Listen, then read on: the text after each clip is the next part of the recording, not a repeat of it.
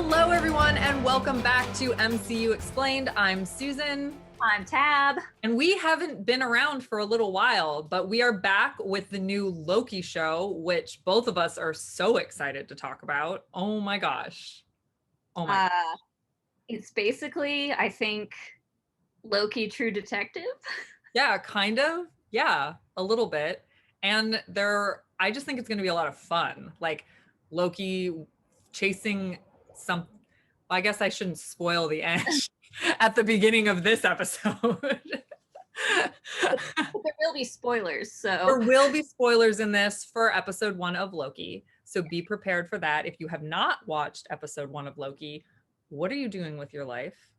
And go to Disney Plus right now, watch it, and then come back and hear our take on it. Plus, we're going to answer some questions that you guys all sent in on our social media. So be sure to like us, subscribe to us, and follow us wherever you can so you can ask your questions and we can help explain them. Well, let's get started. Okay, so this picks up with just the scene from Endgame when we last saw this version of Loki. And this is great. I wondered how they were going to do it, and just showing it is perfect because, hey, remember this happened? Yeah. And it also serves as a way to remind us as the audience, this is not the Loki that had all the character development. Yeah, this isn't the Loki that changed his ways. Yeah, this Loki is fresh off being influenced by the Mind Stone, which has been confirmed multiple times by people who worked on the movie that the Mind Stone is affecting him during Avengers. Yes. That's why he doesn't look as good. He's all sweaty and like pale. Mm-hmm. Mm-hmm. And he still wants to rule everything. Yeah, he still is entitled and thinks he has like a throne that is owed to him. So yeah, it's this version of Loki. It's not the one from Ragnarok who teams up with his brother at the end to defend Asgard. It's not the one it's not that one. Yeah, it's old Loki, Avengers Loki. Mm-hmm. And I think what sort of spoke to that version of Loki the most for me, there were two moments. There was one immediately after he uses the Tesseract when he sees those people and he just like is just like hops up on the rock and is like, yeah, I'm in charge. Yeah. And then also when he tells the judge with the TVA that the Avengers were going back in time probably to try and a last ditch effort to stop him from becoming like ruler of everything. Yeah. Or it's like, okay, that wasn't about you, but sure, yes, that's what they were doing, Loki. That's what they were doing. Mm-hmm. So we have like a handful of stuff from the comic book stuff immediately. Yeah. And the first thing is the TVA, the people that come to grab Loki and they take him away.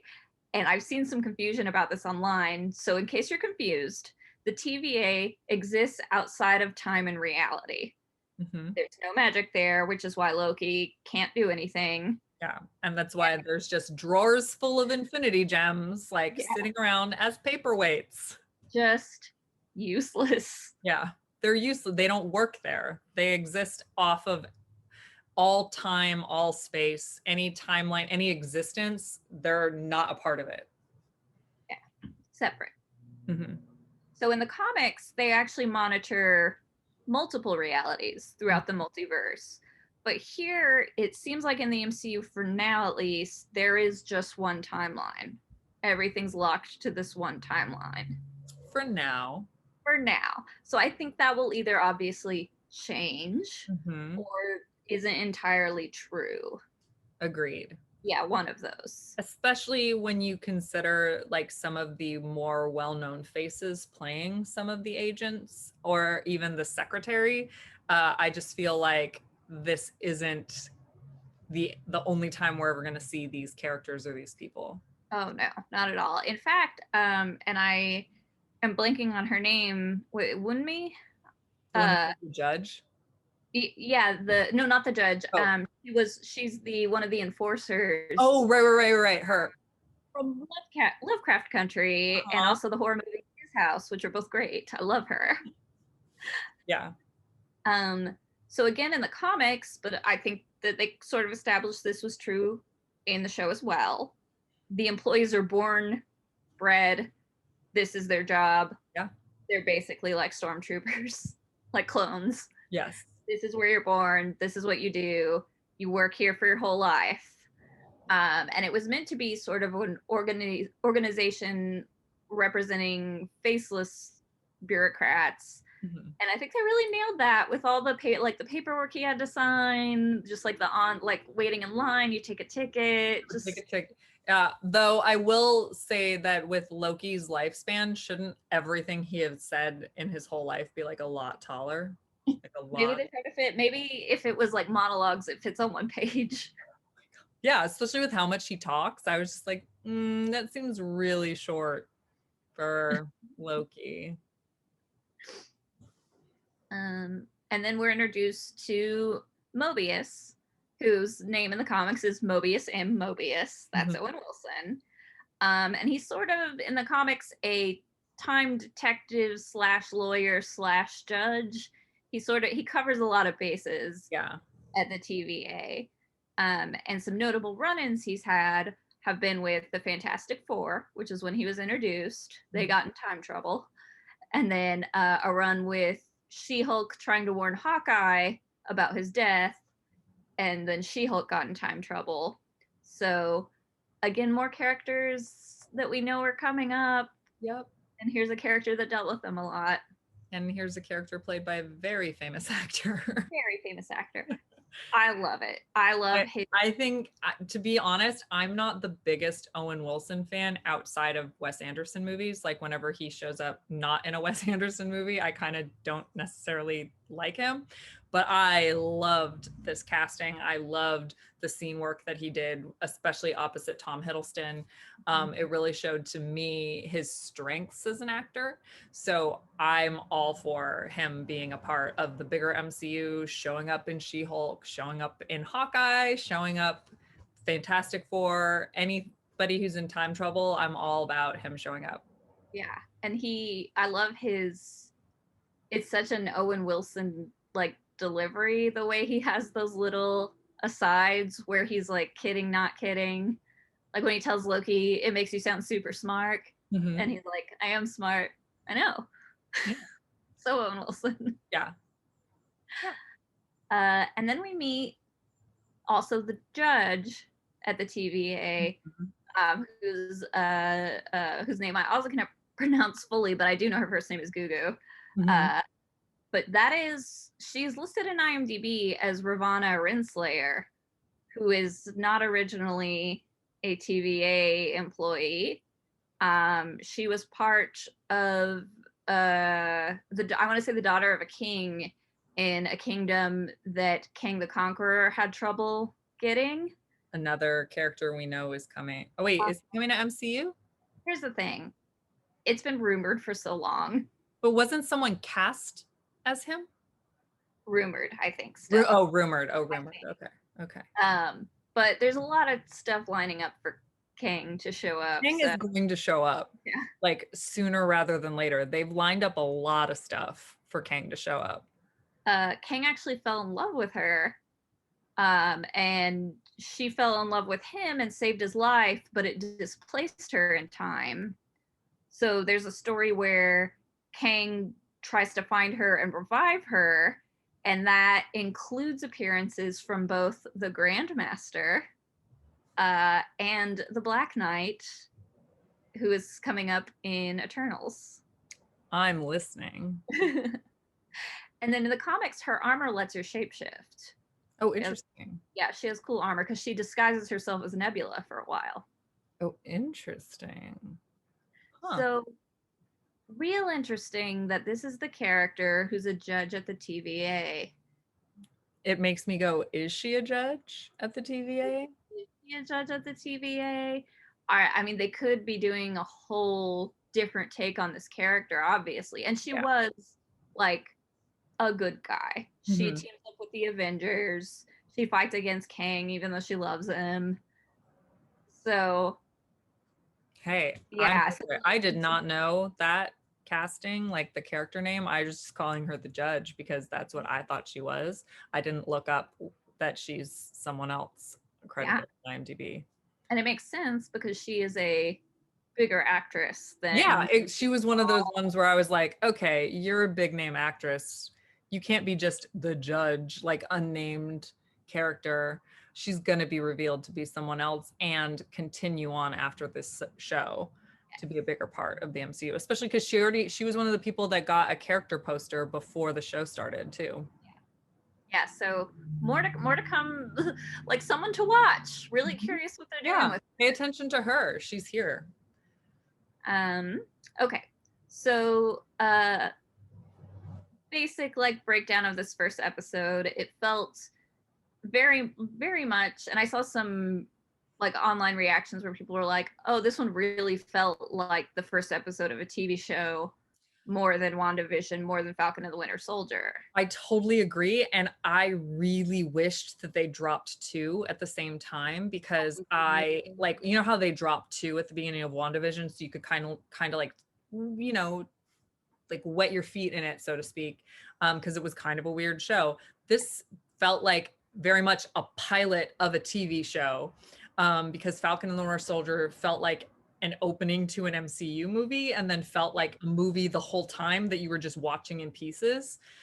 But this one felt like a TV show. This felt like the pilot. And I really wished I could have watched the second episode immediately because like there's so much that they introduced. There's a cliffhanger at the end of the first episode to get you to watch the second episode, which by the way, I have opinions on that cliffhanger once we get there. All right. Yeah. I completely agree. And that's kind of where I was like, oh yeah, they've set up everything that we need to know to enjoy this for the rest. Yeah. And I feel like it's going to do Monster of the Week with big overlying bad, you know, like each time he jumps, he's going to be like Monster of the Week, but obviously he's chasing someone bigger who's going to be elusive, I imagine, for a good chunk of the show. Which is unfortunate because I'm pretty sure I know who's playing that part. Okay, we have to get there. Okay. Because I think I know also who that character is. I think, and now that we're talking about, because by the way, we haven't talked about the show at all yet. So this is also kind of cool because normally we've texted, but I've not been available. So it's been interesting to like, this is the first time we're talking about it. So, but I think we have the same thoughts slash. So the first thing we have to do as the audience and as Loki is like learn how the TVA works and that they're serious and that this paperwork and all this stuff they're putting him through is normal. Mm-hmm. And there's some great moments in that. He's very thrown. Loki is. He's very thrown and very jumpy. Mm-hmm. I mean, this is like what, 20 minutes after the Hulk bashed him into the floor? Yep. The Hulk bashed him into the floor. He did not get his drink, and now he's here. I love the little aside when at the scan when he says, "Do some people not know they're a robot?" And then he panics that maybe he is a robot. Yeah, I loved that too.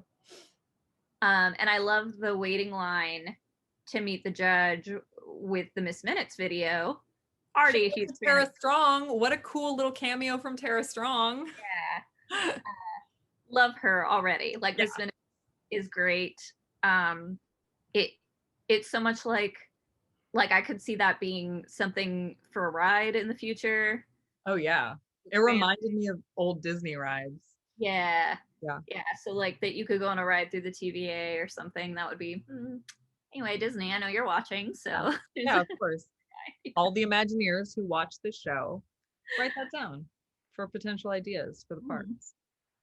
And then at his trial, he blames the Avengers and is told, nope, that was supposed to happen. That happens in this timeline. You weren't supposed to pick up the Tesseract. Yeah. You're in trouble, not them. Mm-hmm.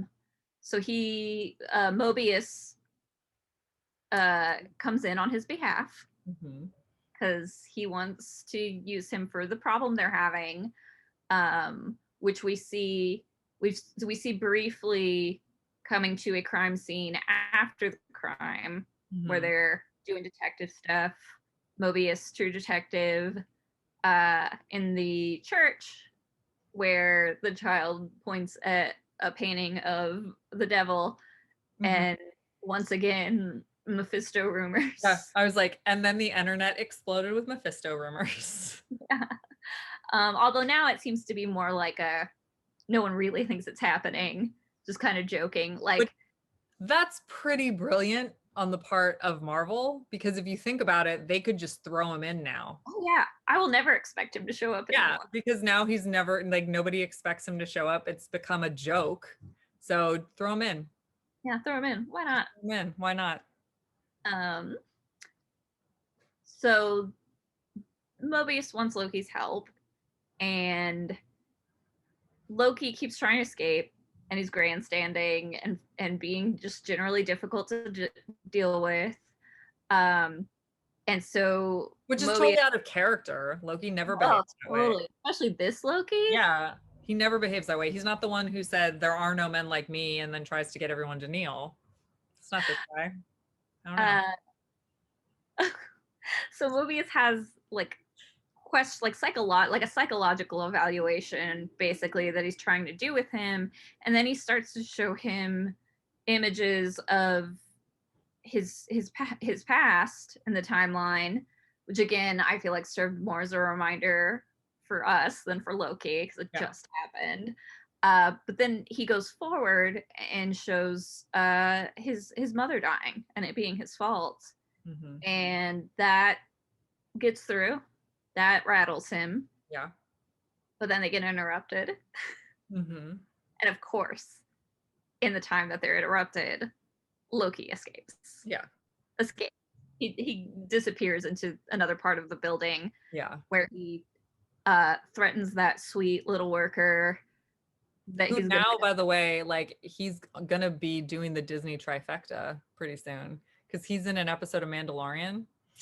Oh, that's right. Yeah. So I don't know if he's done anything mainstream Disney yet, but he's Marvel and Star Wars. So good for him. Yeah, good for him. What a fun. This is such a fun part I too. know. I know. And another recognizable face who I don't think is just here for this episode. He's Yeah, such a great comedic actor that I feel like he's going to be some comic relief from time to time. that would make sense. Mhm. I especially enjoyed that he didn't know what a fish He does was. not know what a fish is because he's never seen one, but he does just have infinity gems at his disposal whenever he In wants them. that drawer. And seeing all of those also rattles Loki. Hmm. And he even says something like, "Is this the greatest power in the universe? Like a Hmm. place where these don't work?" Now, here's something interesting that I watched specifically for on my second viewing and still don't know. Loki picks up a time stone. We never see him put it back. Interesting. Because here's where I am with that. I didn't notice that. Some point, Doctor Strange is gonna need the time stone again. Like that's a big part of like his whole thing. And they made it in the comics, it's not an Infinity Stone, but they went ahead and made it an Infinity Stone in the MCU. So now Oh, he's gonna need that. yeah, but what if, oh, that's actually a really good point. What if it's a time stone that exists outside of time and reality that's Well, now the time stone that Doctor Strange protects? yeah. So that it because I think the second he's back on Earth, it'll start working if he has a stone on him. Yeah. Or the Because second he steps back into any version of reality. yeah, I think that stone will work. So there's a chance he just tucked that in his pocket. Yeah, Unclear. Uh, good to know for Doctor Strange though that even if that's not how he gets it back, that there is a place where he could if he needed to. that's true.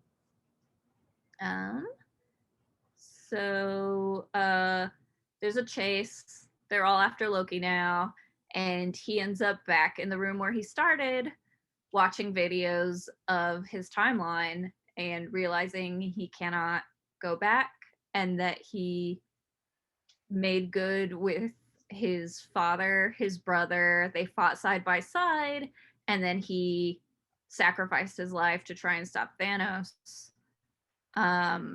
So basically, we regain a lot of that character development from him seeing what he went through, I think. Yeah. Which I completely agree with that. I think that that's the kind of stuff that like got to his heart. Yeah. Yeah. And so then he's able to be honest after the breakthrough. And he But not understands. before he does that thing to that one girl who I could not stop thinking about how sick that would make me to constantly like be jumping in time. Oh, the where he. Yeah, like this thing. Yeah. Oh my God. I would just throw up. Yeah. But I guess they're interdimensional beings that don't know what that is. Then Yeah. we would be. Yeah. Yeah, so Mobius comes back and what do you want my help with? And it's that there is a variant, essentially, from what we've seen, setting traps for the TVA and then murdering them when they show up to reset the timeline. Yep. It ends with us seeing another trap, which is there's oil and they drop the lantern and everyone catches on fire and they don't reset the timeline. And Loki's like, why do you want my help? And Mobius is like, oh, because the variant is you. So there's another Loki variant out there just straight up murdering people. And here's where I think the whole reason that they went ahead and were like, here's his sheet, it says gender fluid on here, just in case you check, is because I think we're both in agreement that this will be Lady Loki. Lady Loki, yeah. Yeah. Yeah, Loki in Norse mythology is a shapeshifter. Mm-hmm.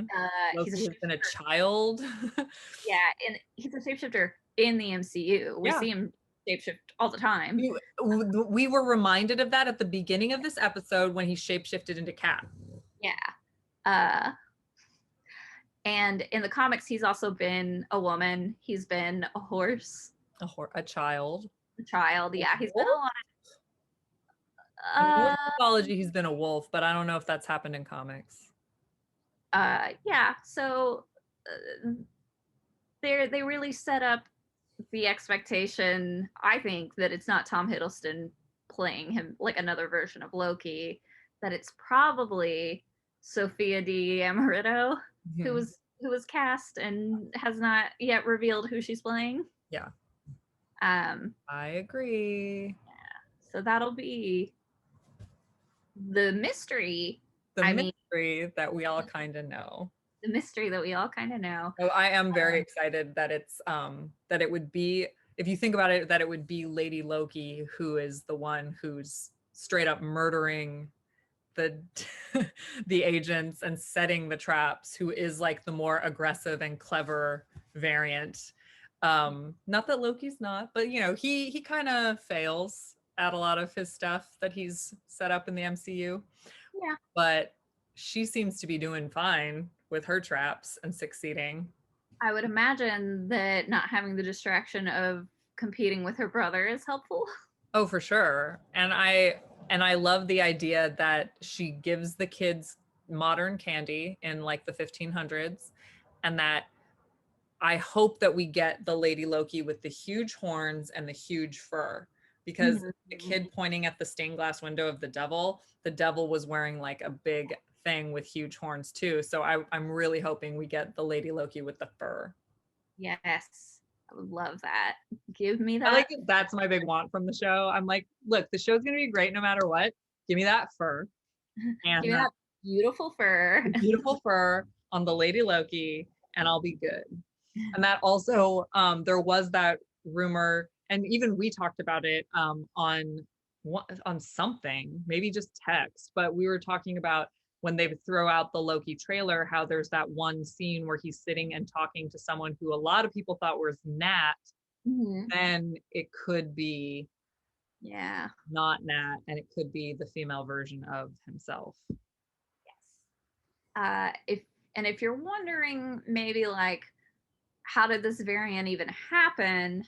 There's a lot of ways. My current guess is, though, Loki did die, and he does Norse mythology. He reincarnates. So I would actually guess that she is from the future at some point. Yeah, that's what I Further would ahead do. than we've been. Yeah. Because if they are following, he would go back to the life tree and would reincarnate. And that's happened in the comics a few times too. Like when Kid Loki comes back, that's how Kid Loki comes back. And yeah, I would assume that she's from the future, and a lot of crap has happened to her and she's lived through all of it plus some, and maybe she blames this. Yeah, the TVA. Mm-hmm. There's supposed to be multiple timelines is maybe her thing. Yeah. Um Maybe she's rebelling against the one timeline. It'd yeah. be interesting to see what happens to her during Multiverse of Madness, because I feel like whatever is triggering what she's gonna like what she's doing probably happens then. Maybe. She Maybe. might not make it out of, they might do the thing with the stick where she just disappears. Yeah. That would be a shame. I was like, that would be so unfortunate though, and I feel like a lot of people would be very upset by that. Yeah. Also, Tom Hiddleston said he's not in Thor Love and Thunder, but no one's asked her. Mm-hmm. So Mm-hmm. I think that it's possible Lady Loki is in Love and Thunder, which would be great because we're already getting like we're getting Jane. Jane Foster Thor, and Valkyrie will be back, and Lady Sif is back. Like strong lady cast. But yeah, no, super strong lady cast, and I'm here for it. I'm really glad. I didn't hear that Sif was back, so I'm very excited about that. Her she wasn't in Ragnarok because of her schedule. Right. She was filming something else. But what ended up being good about that is that she did not get killed with all her friends. Like she wasn't there fighting Hela, just somewhere else. So she survived. That's excellent, and I love that. Okay, so question from Occasional Geek. Ooh. She makes wonderful jewelry. Go follow her if you want to support a woman-owned small business. Do you think that the deviant Loki being chased is from a different deviation of this timeline, or is enlisting Loki to help hunt himself down?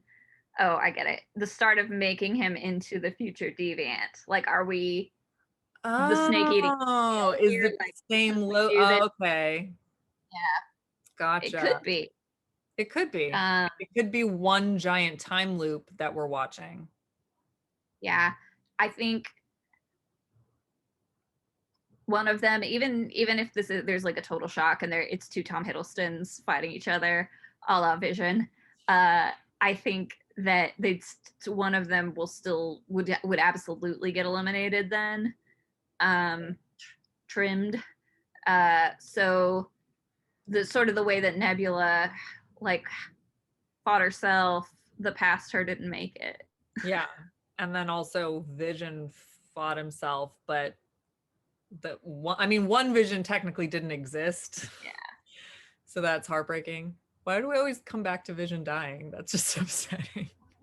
I don't know. It's just like was an important thing that happened like recently. But so yes, I mean, it would be interesting if it does turn out to be Tom Hiddleston fighting Tom Hiddleston. Personally, I think it'd be more interesting if it's Lady Loki. But I do like the idea of two Tom Hiddlestons. So I do think though that the one that we're watching now, if this happens and it is two Tom Hiddlestons, the one that we're watching now will sacrifice himself somehow. Because I think if that's the case, that one is currently learning about like emotional depth and is starting to be honest the same way the main timeline Loki learned that. So that stands to reason that he would come to the same conclusion that he needs to die in order for the timeline to be reset, and therefore would sacrifice himself. Like maybe he would go back and switch places with the Loki that has all the character development and get killed by Thanos. Possible. That is the thing though that you sent me that Reddit thread. Yeah, I like that one.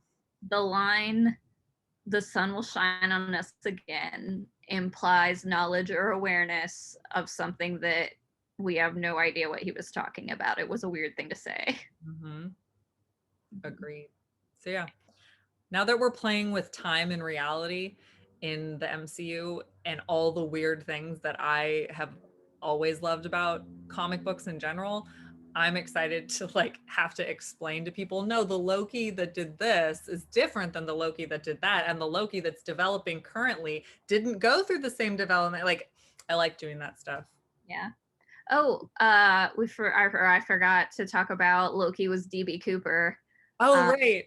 I was just watching a true crime special on DB Cooper right before this, so I could remember like all the little variants of it. And then now when I listen to like, and then he jumped out of the plane and no one ever found the money or him. I was like, yeah, because the Bifrost picked him up. Yeah. And he lost a bet to Thor. Yeah. Yeah, in case you didn't know, DB Cooper, real person, real crime mystery, hijacked a plane, jumped off the plane with a briefcase full of money, and like Susan just said, never saw him or the money ever or again. The parachute. They never found anything that indicated he landed. Or that he existed at all, except for like the hijacking of the plane. Like once he left, they never found the parachute. He even took 2 parachutes when he jumped, which was strange to a lot of people. So no one ever found the money, the parachutes, or his body, or any indication that he ever existed past the point of him jumping off the plane. So that was a funny little thing that happened in Loki. Apparently it was Loki lost a bet to Thor and had to do this on Earth. But you can watch, there's a BuzzFeed Unsolved episode on it, which is a quick like 12-minute episode on like everything involving DB Cooper. There's a podcast called Unexplained that also has a DB Cooper episode. It's a very well-known like mystery, unsolved mystery. What's fun is because they did show like some brief parts of that in the trailers leading up to the show. And I assumed that he had to go be DB Cooper for something involving this time mystery thing that he's dealing with. And I just love that it was just like, nope, shenanigans. Yeah, it was like a throwaway thing. Like, oh, he's like, I lost a bet to Thor and I had to do that. Like, I love that as like a notion that, because, you know, he and Thor have they do have a playful relationship. They do. They're just brothers joking around, doing stupid stuff. I hope actually that we get more flashbacks to historic stunts that Loki is, or Thor even, is entangled. Totally. I totally hope that too. And then all of my true crime podcasts turned out to be Loki. Amelia Earhart. Loki was just Lady Loki. That was just Lady Loki. Well, he shapeshifted. Yeah. But I mean, a lot of this episode in particular was like a bridge between the movies and this show. So a lot of the footage even in it we've seen before, like the Avengers, like when Mobius says that that Loki only exists to make other people better while he was going to constantly always hurt. I was like, wow, fuck. That sucks. Yeah, that's some deep shit right there. So I'm hoping we get more mischief, but I like that it's also mixed in with a lot of Loki's like heartfelt character development that is the reason that everybody loves this character to begin with, is because you watch him grow. And that's so important. Yeah. Yeah. Okay. Yeah. Well, that's all we have for the first episode of Loki, but we will be back weekly now to cover every single episode of Loki. It is airing now Tuesday nights at midnight, aka Wednesday on Disney Plus. So be sure to tune into the next episode of Loki there. I'm Susan. I'm Tab. And we are MCU Explained. You can find all of our social media information in the description below. So be sure to like us, subscribe to us, and send us questions across our social media, because that's part of the show, is, you know, explaining stuff to you guys. So again, thank you so much for watching, and we'll see you in the next episode.